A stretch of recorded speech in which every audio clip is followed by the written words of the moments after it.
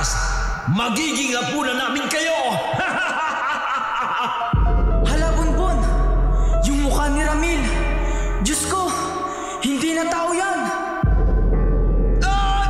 Tulong! Aswang!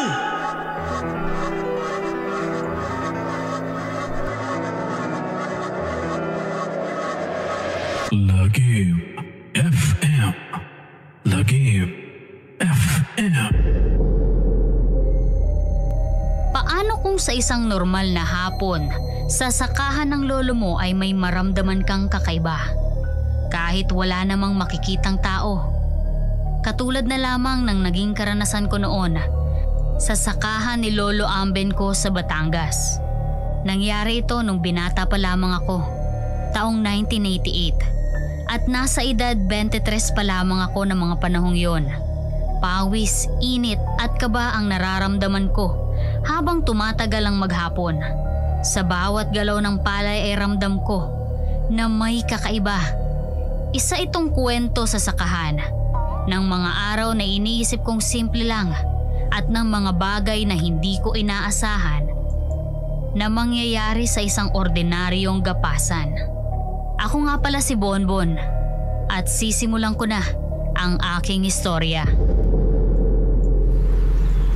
Dami pala nito, Pipoy. Pero sige na, tapusin na natin. Kapag natapos natin to, makakauwi na rin tayo. Isipin mo na lang, pag uwi natin may merienda na si Lola Lusing, yung paborito mong bibingka.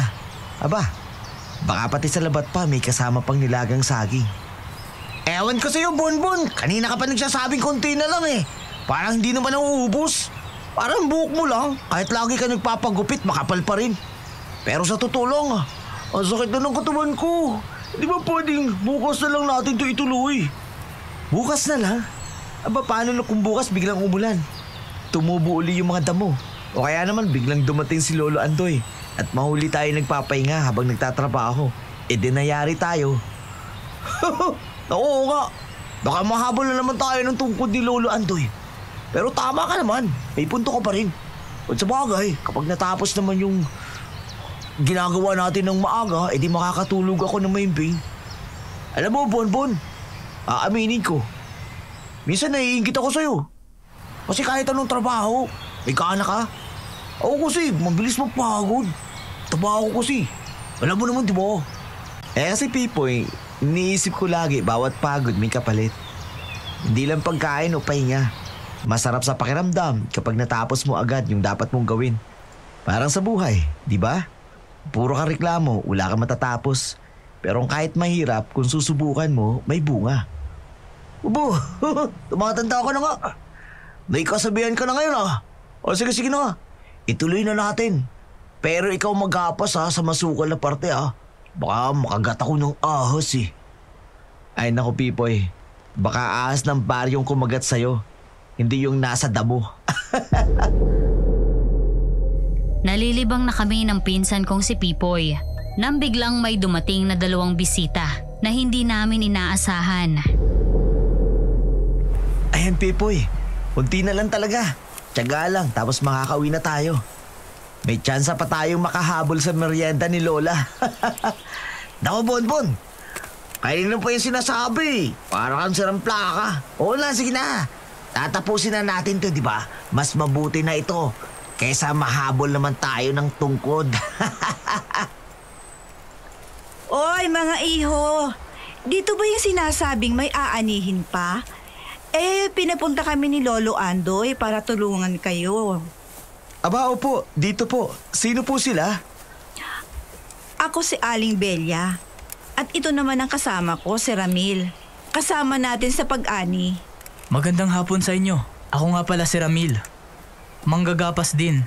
Ang sabi ni Lolo Andoy, tulungan daw namin kayo para mabilis. Ayos lang ba? Ayos na ayos. Mabuti na lang dumating kayo. O hindi, baka dito na ako himatayin sa gitna ng damuhan. Tsaka napakainit naman. Taga saan naman kayo? Para ngayon ko lang kayo nakita dito sa San Rafael. Taga riyan lang ako sa kabilang baryo. Pero madalas din ako rito kapag may anihan.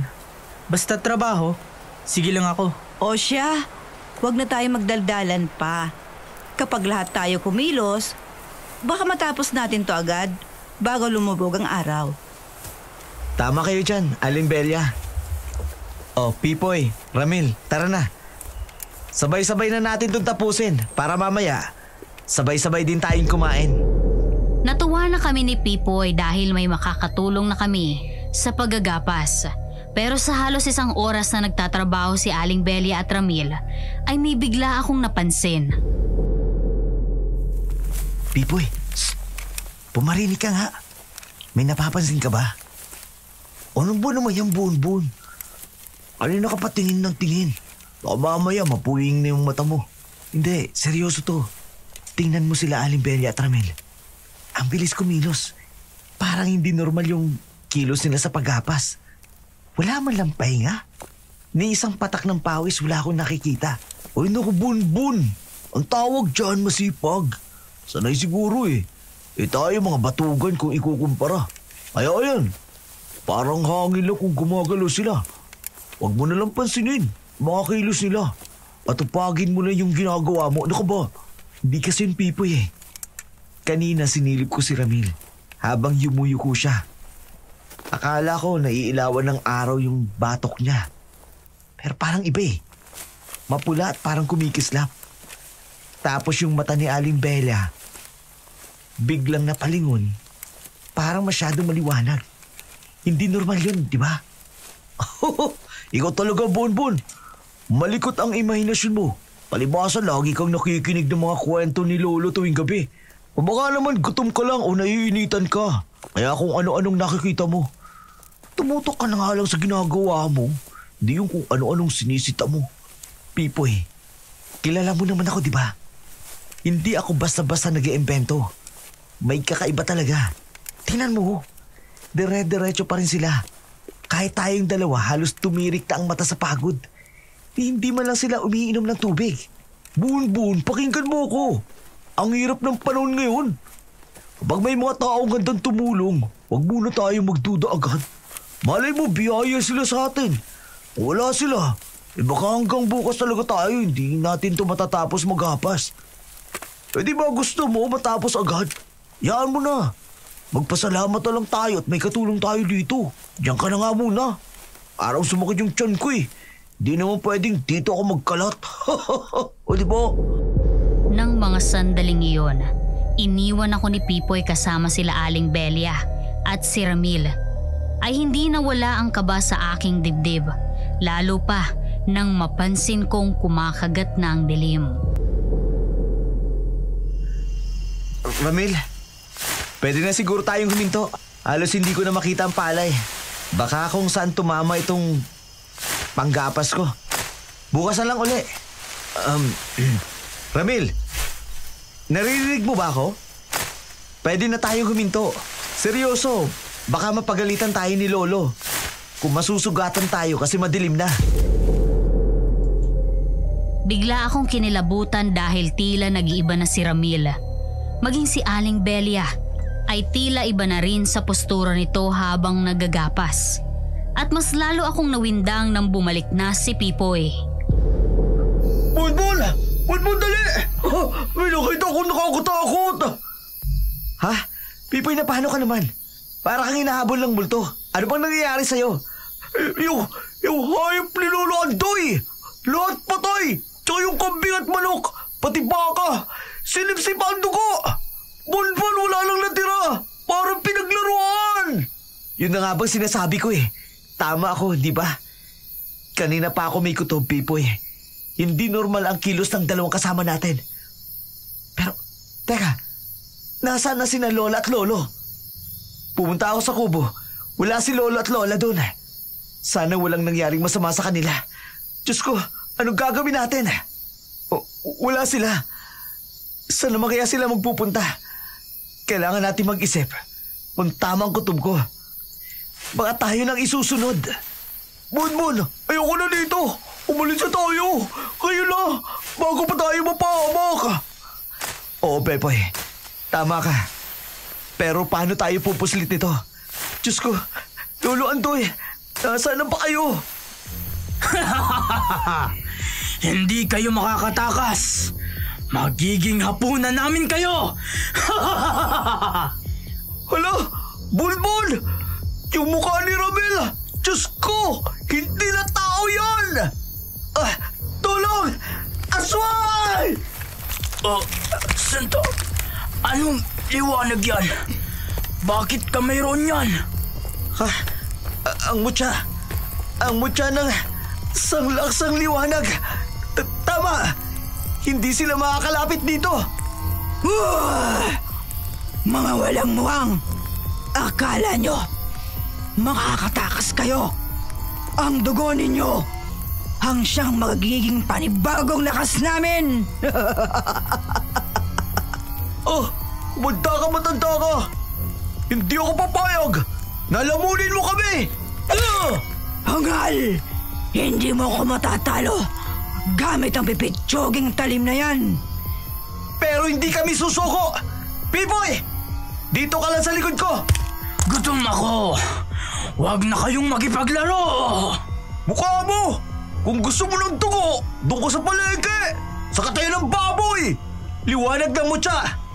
Itaboy mo ang kasamaan!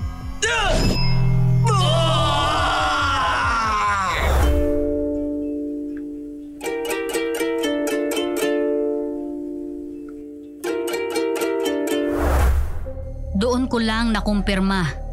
Isang balbal pala si Ramil, kaya pala may kakaibang amoy ito. At si Aling Belia ay aswang din dahil iba ang mga titig nito. Kinuha namin ang pagkakataong nasisilaw pa sila. Ako at si Pipoy ay sabay kaming tumakbo palayo. Buo ang pag-asang makakaligtas. Pero hindi yun naging ganun kadali. Bunbun! Bilisan natin! Makabutan tayo! Aray ko! Nadapa pa ako! Uy! Ano ba yan, Pipoy? Napano ka? Aray ko! Nadulas kasi! Pesting tayo ng kalabaw eh! Ang malas naman! Grabe ka, Pipoy! Sa lahat ng madadapaan! Diyan pa! Tumayo ka na dyan! Baka maabutan nila tayo! Kung tinutulungan mo na kaya akong tumayo rito! Tsaka madilim na kasi! Tapos ang bilis mo pag tumakbo! Para kami pakpak sa paa! Sige na! Bangon na! Wala na tayong oras para magreklamo! Hindi pa man lubos na nakakatayo si Pipoy ay biglang sumulpot si Ramil at Aling Belia. Mas nakakatakot na ngayon. Nakalitaw ang matutulis na pangil at nagliliyab ang mga mata. Ramdam ko ang lamig ng hangin at panginginig ng tuhod ko. Wala na kaming atrasan at kailangan na naming lumaban. Pipoy! Tumayo ka na! Hayaan na sila! Hindi kayo makakatakas! Dugo nyo ang kailangan namin! Hanggat naaamoy namin yan, ay hindi namin kayo tatantanan! Bulbul! Ano nang gagawin natin? Wala tayong laban dito! Pwede naman talaga oh! Nadapa pa ako sa dumi ng kalabaw! Malalaba pa na aswang na balbal! Pipoy! Hawakan mong itak! Huwag kang bibitiw ah! Tandaan mo, hindi tayo basta susuko. Kung tatakbo lang tayo ng tatakbo, hindi matatapos ito, ha? Oo siya, sige! Sabi mo eh! Basta kahit ano mangyari, walang tatakbo mag-isa, ha? Mga hangal! Ang tabang nyo! Pero wala kayong laban sa amin! Huwag nyo nang pahirapan ang mga sarili nyo! Dahil sa huli, matatalo rin kayo! At magiging pagkain namin! Pipoy! Sa kanan mo!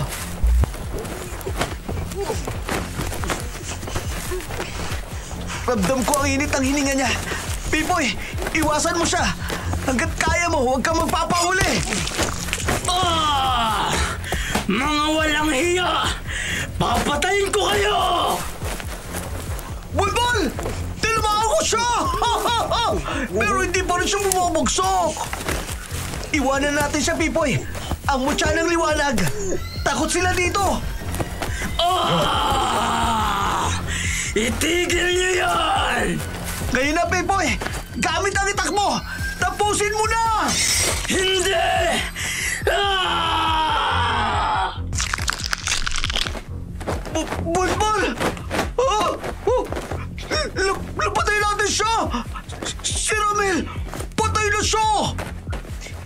matapos. Si Alibella, ayan na siya. Walang kwentang balbal na si Ramil at nagpatalo sa mga kagaya ninyong umaasa lamang sa mga orasyon at kagabutil na talim. Ngayon, tingnan natin ang tapang niyong dalawa. Hindi subukan mo! Halimo ka, ha? Kinain mo ng mga hayop ni Lolo Andoy! Hindi mo kami makukuha! Aswang ka! Huwag mong mamalaitin ang kakayahan ng mutya na hawak ko! Sinisigurado ko ito! Ito ang tatapos ng kasamaan mo! Pimoy! Sabay tayo! Sa kaliwa ko! Bilang tayo ng 1, 2, 3! Yeah! 2! 3! Yeah! Hindi! Hindi pwede mga hangal!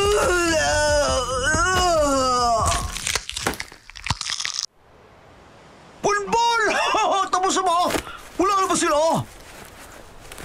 Tapos na, Pipoy. Tapos na. Ang balbal at ang aswang. Wala na sila. Ay siya! Tayo na sa kubot. Uhaw na ako. Lagkit na rin ako eh. Sa dumi ng kalabaw. Oo nga.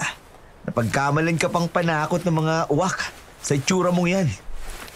Nuka mo? Wala. Kako, hanapin na rin natin si Lolo Andoy at si Lola Lusing. Nag-aalala pa rin ako sa kanila dahil hindi pa natin sila nakikita.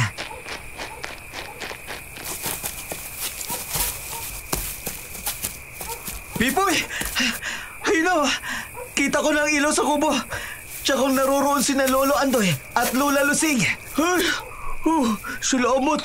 Makakainom na rin ako ng malamig na limonada. Aba, mga apo! Anong nangyari sa inyo't ginabi kayo, ha? Pipoy, Diyos ko! Anong nangyari sa itsura niyo yan? Nako po, para kang naligo sa putikan ng kalabaw. Bata ka! Ano bang pinagagagawa niyo sa buhay ninyo? Lolo, Lola, makinig po kayo. Masaya po kami. Makita kayong ligtas. Kanina po kasi may dumating na manggagapas daw. Si Aling Bella po at isang lalaki. Pangalan po ay Ramil. Pero hindi pala sila tao, lo. Dahil sila ay mga nilalang na kinatatakutan sa baryo. Ha? Si Aling Bella? Si Ramil? Anong ginawa nila sa inyo? Sila din marahil ang dahilan ng pagkamatay ng mga alagang hayop natin. Ubululo! Nakita ko rin po yung mga alaga ninyo. Patay na lahat at sinipsip ang dugo. Tapos nung sumugod sila sa amin, muntik na kaming malapa. O hindi dahil sa liwanag ng mutya ni Bonbon, baka patay na po kami. Ang mutya ng liwanag? Aba, Bonbon, sinusuot mo pa rin pala yan. Salamat at nakaligtas kayo. Simula po noong binigay sa akin ni Lolo Andoy ang mutya, palagi ko na po itong suot. Pinaglalaban po namin ni Pipoy ang sarili namin. Ang hirap po pero kinaya namin. Aba, mga apo, nakakabilib naman kayo, no? Akala ko'y madadala kayo ng tak, pero pinatunayan ninyo na kaya ninyong lumaban. Hindi na kayo kailangang pambantayan sa dilim. Natutuwa ako sa inyo, lalo na sa tapang ninyo at pagtutulungan. Lo, kahit may dumi ng kalabaw sa mukha, bilib pa rin ba kayo sa akin?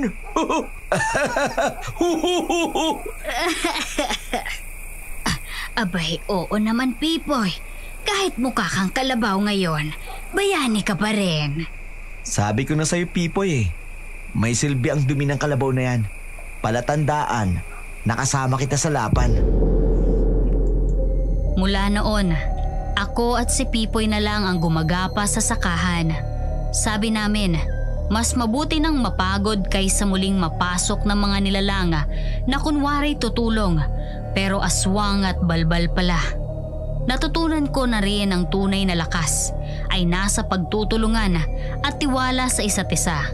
Hindi lahat ng tulong ay dapat tanggapin na mas ligtas ang pawis kaysa sa dugo. At sa tuwing nagtatawanan kami ni Pipoy habang gumagapas, ay naaalala ko ang laban naming yon. Nakakatakot pero nagturo sa amin ng tapang, tiyaga at tamang pagpili ng pagkakatiwalaan.